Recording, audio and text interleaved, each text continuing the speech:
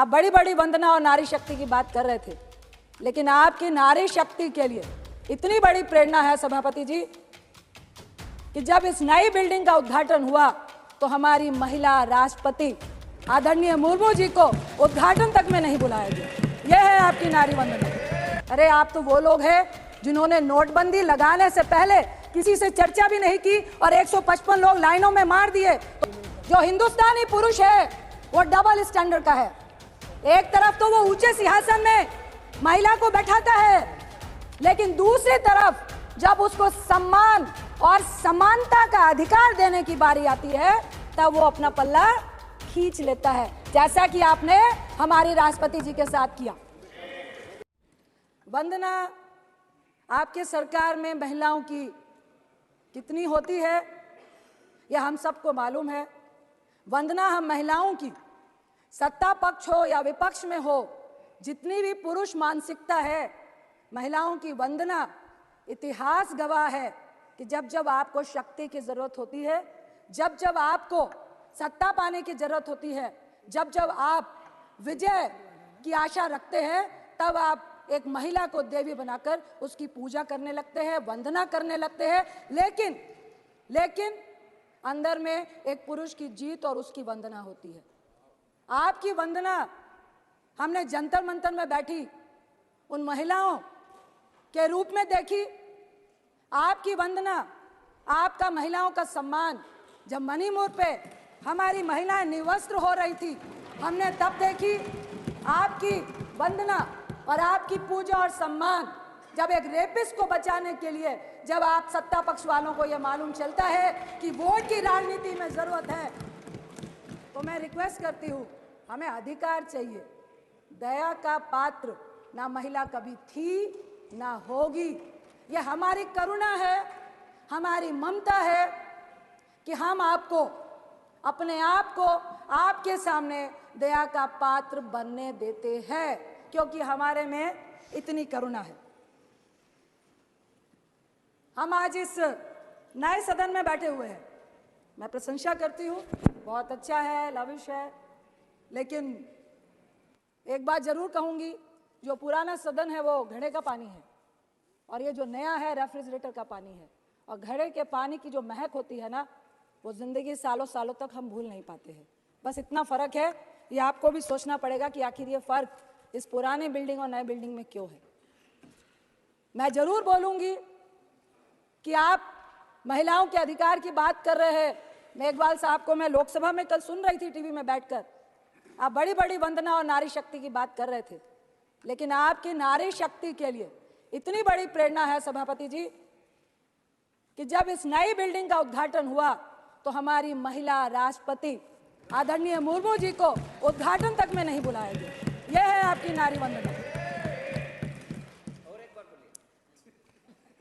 13 साल से हमारा आरक्षण, हमारा अधिकार, हमारा सम्मान से हम वंचित हैं, लेकिन मुझे आपके इस बिल में डर आता है। 13 साल से राज्यसभा में हम लोगों ने पारित किया था और आज आप इसको लेकर आए हैं, आज आप इसको लेकर आए हैं। अरे प्लीज सुनिए ना,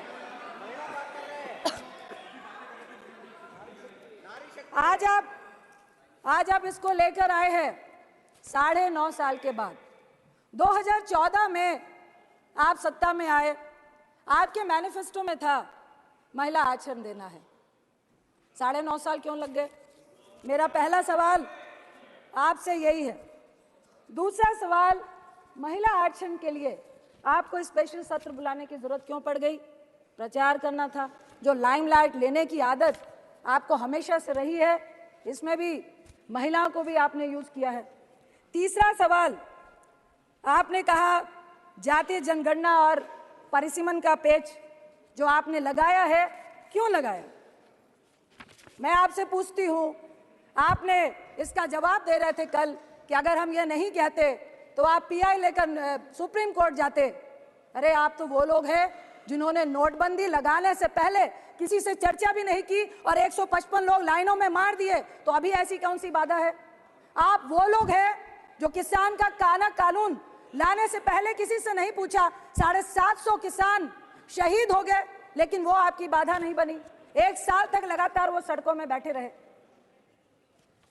मैं आपसे सवाल करती हूं कि फिर महिलाओं के रिजर्वेशन के अधिकार में ये परिसीमन की, ये जनगणना की, सीट के रोटेशन की जो आपने बाधा लगाई है, क्या ये चुनावी एजेंडा है 2024 का, जिस पे आपको सिर्फ और सिर्फ झुंझुना दिखाना है?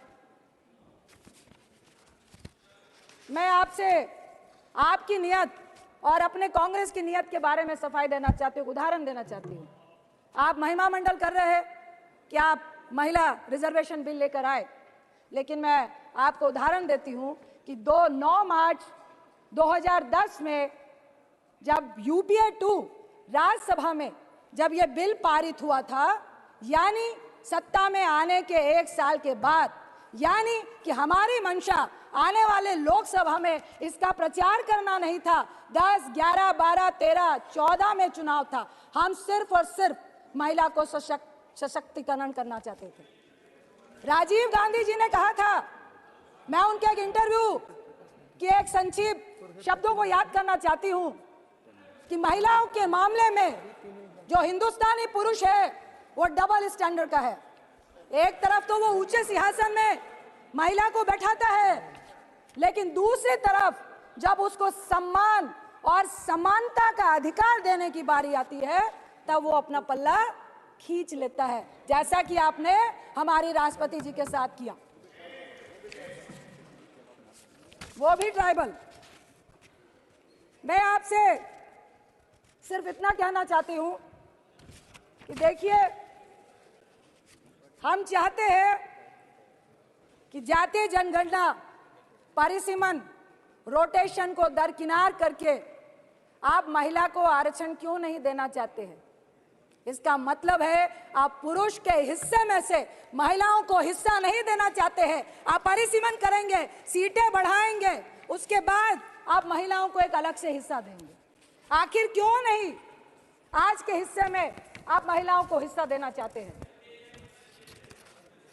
मैं आपसे इतना ही कहूंगी कि हमारा जो महिलाओं को मजबूत करने का जो महिला का बिल था, वो यूपीए 2 में जो राज्यसभा में पास हुआ, हम चाहते हैं कि ये जो आपने नारी शक्ति का वंदन विधेयक का नाम दिया है, इसको समानता का अधिकार दे, हमें वंदना और पूजा नहीं करें। इसके साथ मैं आपसे जरूर कहूंगी कि हम चाहते हैं कि ये बिल पास हो, SC ST के साथ OBC महिलाओं को भी अधिकार मिले, क्योंकि हमारी और आपकी जैसी महिलाएं संघर्ष करके आई हैं, कल भी आ जाएंगी। हमें भी संघर्ष करना पड़ता है, लेकिन इस राजनीति के फील्ड में, इस मैदान में एक अकेली महिला अगर वो समाज के लिए अच्छा भी करती है, लेकिन इस राजनीति के दलदल में उसका अकेले कूदना, संघर्ष करना आज भी बहुत जटिल है। क्योंकि अगर महिला मजबूत है, आपके साथ कंधे से कंधा मिलाकर चलना चाहती है, अपनी राय रखना चाहती है, वो जो पुरुष मानसिकता है उसको गवारा नहीं है। हम चाहते हैं, मैं अपनी पक्ष की महिलाओं से भी कहूंगी कि जब मणिपुर की घटना घटी, जब किसी भी रेप की घटना घटती है, जब हमारी पहलवान बच्चियां बैठती है, आपका समय तो समाप्त हो रहा है। समानता का अधिकार दिया है आपने महिलाओं को, ऐसा अधिकार दिया है समानता का अपनी महिला मंत्रियों को कि उनको कह दिया जाता है कि एक शब्द भी महिला के शोषण के खिलाफ आपका निकलना नहीं चाहिए। ऐसी समानता और ऐसी दैवीय शक्ति हमें आपकी नहीं चाहिए, हमें अपना अधिकार चाहिए। इसके साथ ही मैं एक कविता का अंश पढ़ के अपनी बात को खत्म करना चाहूंगी। नारी के ऊपर एक कविता है, उतारो मुझे जिस क्षेत्र में सर्वश्रेष्ठ कर दिखाऊंगी, औरों से अलग दिखने में कुछ अलग करके ही जाऊंगी। चाह नहीं है एक अलग नाम की, इसी को महान बनाऊंगी।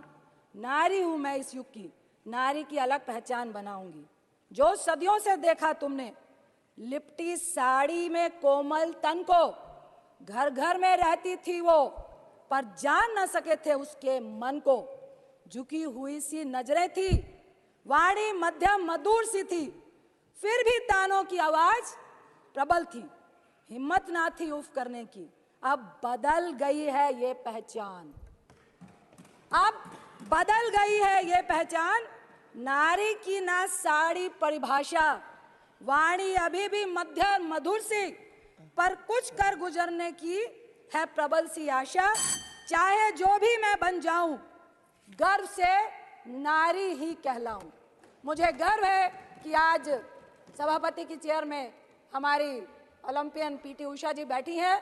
मेरा बचपन का सपना था, जब मैं पूजा में जाती थी और गॉड से विश करती थी, मुझे राजनीतिक व्यक्ति नहीं बनना था, कि मुझे पीटी उषा जी की तरह गोल्ड मेडल लेना है। एक ही बात कह के मैं अपनी बात को खत्म करूंगी कि महिलाओं के समानता के अधिकार के लिए, चाहे राज्यसभा हो चाहे लोकसभा हो, हम सब महिलाओं को एकजुट होकर अपने सम्मान और अधिकार के लिए एक होना पड़ेगा। यही कह के मैं, ऐतिहासिक दिन है महिलाओं के लिए, इसलिए मैं इस बिल का समर्थन करती हूं और चाहती हूं कि ये आपके झोले में पिटारे में चला नहीं जाए। और ये जो 2019 का आपने झुंझुना पकड़ाया है, अगर सही मायने में आप महिलाओं को हक देना चाहते हैं तो कुछ तोड़ निकालिए और ये परिसीमन और जनगणना से पहले महिलाओं का हक उनके सामने रखिए। आपका बहुत बहुत धन्यवाद।